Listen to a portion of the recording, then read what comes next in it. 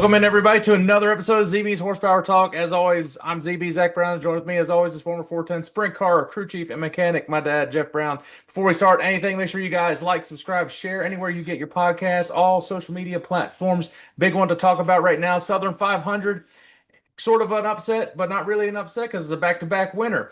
And we have a new regular season champion, NHRA. We want to touch on and previewing Gateway this weekend. And there is a track champion at Houston Speedway who was recently on our show. Yeah. So a lot to go over. Diving right into NASCAR at the Southern 500.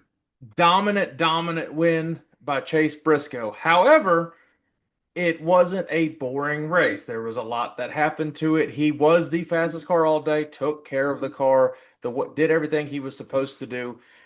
I think Tyler Reddick had a shot at the end. He kind of tried to make a pass a little bit too early. It was, I think, 5 to go. Tried it a little early. If he waited another lap or two, I think he would have had a lot more momentum. Shoot, and freaking Eric Jones, John Hunter Nemechek out of freaking nowhere and have top five finishes, third and fourth place. That's insane. Eric Jones, not so much, but John Hunter right behind him on his tail. So Legacy's starting to get its groove going, and Darlington, they just have a way with it. But Chase Briscoe comes away. He's the first locked into the round of 12. Yeah. Outside of Chase Briscoe stinking up the whole entire race, the from second on back, the racing was pretty good. Chase Briscoe was just in a league of his own. And that's one of the issues you have on a track where it wears out the stuff. You get someone that nails the setup just perfect and their stuff don't wear out as quick, it turns into an ugly show. Truex has done races like that where he's led the whole damn thing, coincidentally, same car.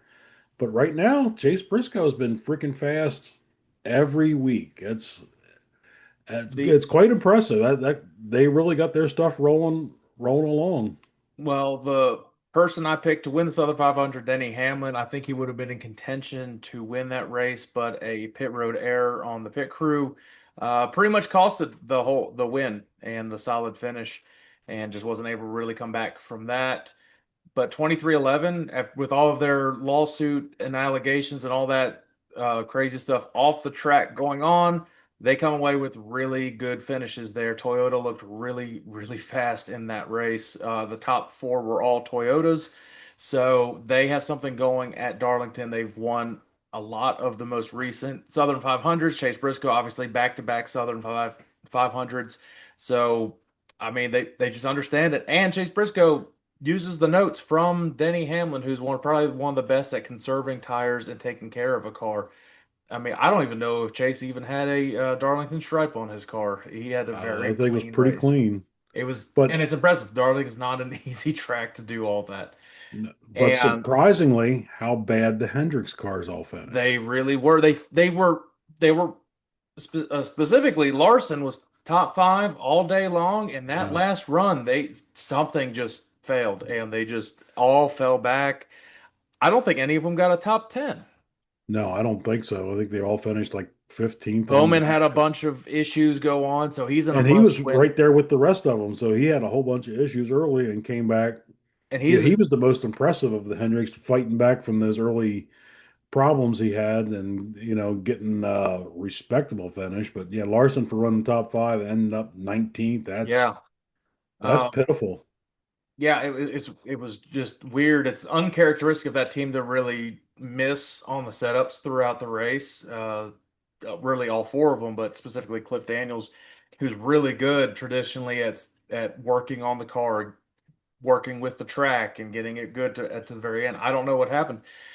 Um, But truck race, surprise, surprise, I believe Corey Heim won, and surprise, Mm. surprise in Xfinity, Connor Zilisch won again. Yeah, on a road So, course. which there Shocking. was a lot of madness that happened on that, people cutting the course, and Zilisch was one of them, cut the course, had a server penalty, still ended up winning.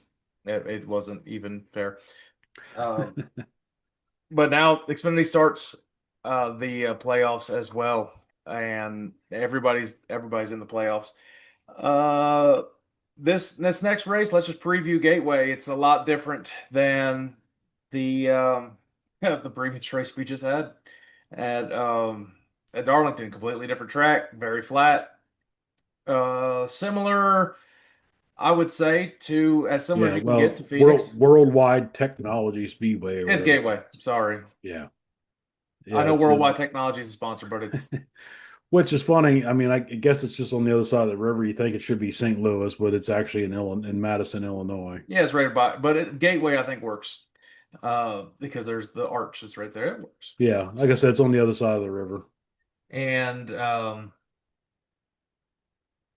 the the track, like I said, the track is going to be similar if you're going to have any setup getting prepared for the championship race, which is the last championship race at Phoenix, at least for the foreseeable future.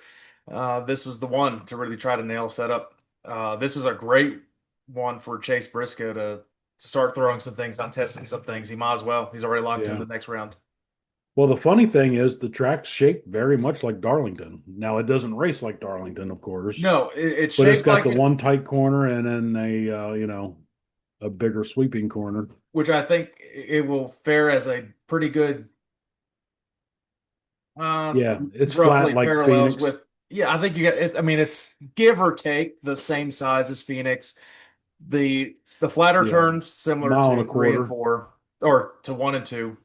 Phoenix is the old, think of the old Phoenix. So this is where you can start testing some things, try some things out, especially if you're Chase Briscoe, even Kyle Larson, who got a lot of stage points and really put himself in a good position to move on to the next round too.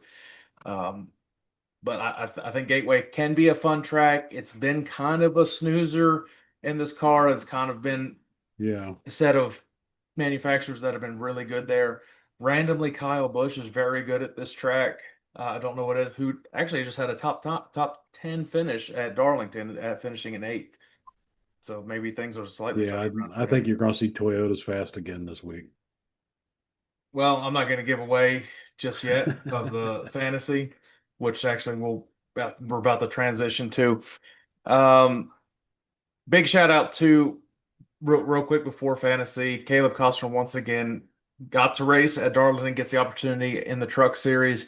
Didn't get the finish that they wanted. A lot of people crashed. He was involved in one of the crashes, but learning a lot and obviously getting track time. That's what makes you better. And it's just really Oh cool to yeah. see a small local guy get opportunities like that because, I saw him on the grid walk on his own Facebook. He was recording. He's like, I've never thought I'd be racing at Darlington. He's like, I'm doing the grid walk Oh, right now. that's He's like, awesome. yeah, he's like, it's pretty awesome and humbling to see. So that was really cool. But let's move on into Gateway. NASCAR Fantasy heading into Gateway. So apparently there's not a playoff standings when it goes into NASCAR Fantasy. It just resets the drivers, which is fine with me because I'm cool with it because I'm starting to pull Yeah, away I'm from already everyone. mathematically eliminated. Domination is what we're calling it now. What's that? I said it's domination is what we are calling it Pretty now. much. You whipped us bad. Now we'll see what happens this week. This one's a little bit trickier to get the right people that you want. So, NASCAR fantasy lineup heading into Gateway. I went first last week. I'll let you do the honors going first this week. Okay, so anybody playing along, do not pick these because they're probably going to suck. So my starters, I have Tyler Reddick, Chase Briscoe, Denny Hamlin, Chase Elliott, Ross Chastain, and in my garage, I have Carson Hocevar. So feature matchups this week, we have Joey Logano versus Denny Hamlin. I do have Denny Hamlin on that one. Christopher Bell versus Austin Cindric. I have Christopher Bell. Chase Briscoe versus Alex Bowman. As bad as the Hendricks are, you got to go with Chase Briscoe on this one. And Bubba Wallace versus Chase Elliott. I actually have Bubba Wallace on this one. Well, we are really different on this one, and this is actually good. So it's either going to be a hit or miss, and someone's either Oh, going to, mine's a miss, well, guaranteed. some way someone's going to extend their lead significantly, or you're able to pull in. So my starting lineup for Gateway, World Wide Technology, whatever you want to call it.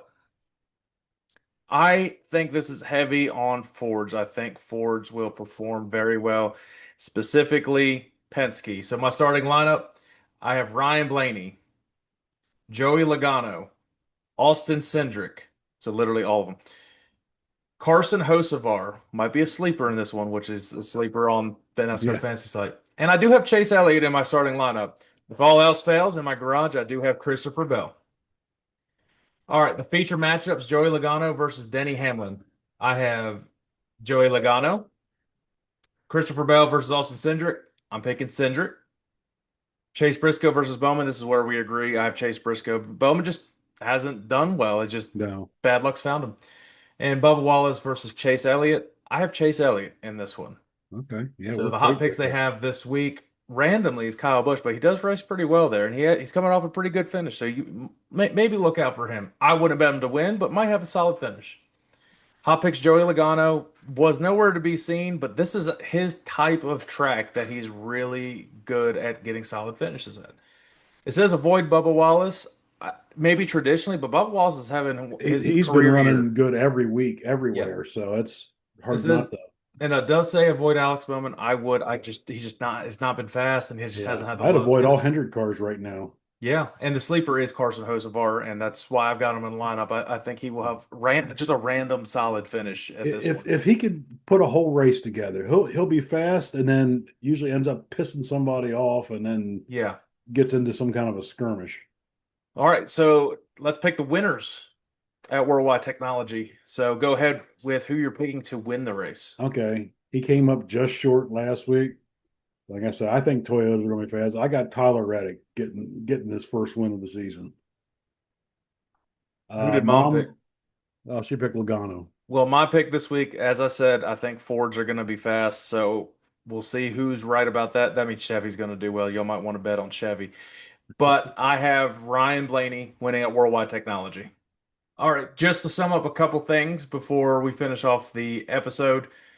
The well, I need to bring back the games. I'm trying to figure out which games will be fun to play Okay. right now. We'll get into that. I'm terrible at them too. So Well, it's okay. There's more opinionated games anyways. But in NHRA, Tony Stewart was crowned the regular season champion, which I don't think anybody saw coming to win the championship. We expected him to do well this year, and he's overperformed anybody's expectations. and got beat And on a whole shot in the finals for the U.S. Nationals. yeah, was that That the car was final? good all day. And that was that the final regular season race then? Yes. So the first round of the countdown or whatever they call it is at Maple Grove next weekend. Okay. Well, I mean, look out for Tony. He's got the points. He's Yeah. So got a Tony's regular season champion, Austin Prock, funny car, Dallas Glenn in Pro Stock, and surprise Gage Herrera in Pro Stock motorcycle. we'll see what happens in the playoffs or post it, whatever they call the countdown. Yeah. Um, anything can happen. It'll be interesting to see. Oh, and interesting in the Pro Stock motorcycle final, Gage Herrera wins on a whole shot.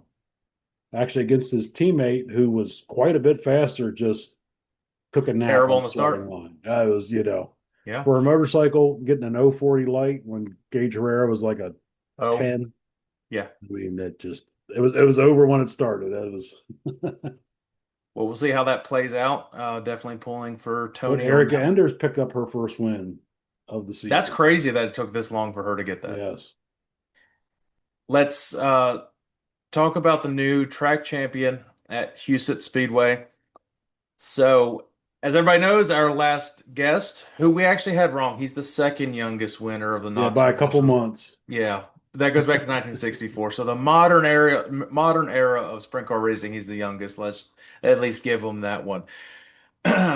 But Flying Ryan Timms wins the track championship at Houston Speedway. He had to go in and pretty much get a win to really solidify that he was Yeah. going to win I the was watching. It championship. was pretty exciting. You think of him, he wins Knoxville, big, fast half mile, and goes to Houston, it's a little quarter mile, and was good. I mean, top, bottom, he was fast Well, he wins that championship, and this kid's by doing it. five points. He's doing it at 19 years old. He's Yeah. I mean, that's pretty crazy. He's already doing that. And Houston's is not an easy track to do it. No. It's a fast little bull ring track, and everything comes at you fast, so you have to be ready. And he got a top five. Did he get fifth or Sixth. sixth? Logan Schuchart nipped him at the line. Still a solid finish against the Yeah. Outlaws. I mean, 19 years old, you're running that well against the Outlaws at a not an easy track. I'm not saying No. any of these tracks are easy, but You know what? Houston's I definitely wouldn't easy. mind going to that track. That looks like I really neat like. race. I'd like to go to the Houston Tie Bank Nationals that they do. That'd be pretty cool. The 4 day, the ones like their Knoxville Nationals Yeah. essentially. That one would be really cool to see. But I think that really does it for this week. But Uh, just Ryan Timms news, he is heading to Port Royal and he is bringing his t-shirt trailer. I just saw a post from him earlier today. So yep. his And Knoxville National shirts are badass. I might have to order one of them. he confirmed it on the show. So if you guys haven't seen that, make sure you go check out the Ryan Timms interview from our Yeah. last show. What a super nice, level-headed Very young race humble. driver.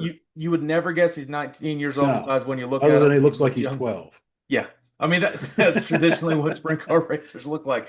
But very well spoken. He already has the PR side of things down in sprint car racing. So don't be surprised before long. I know he said he loves being on his team now. Don't be surprised if somebody slaps some big sponsors on him and gets them going into a national touring series. He's just too It's good. very possible.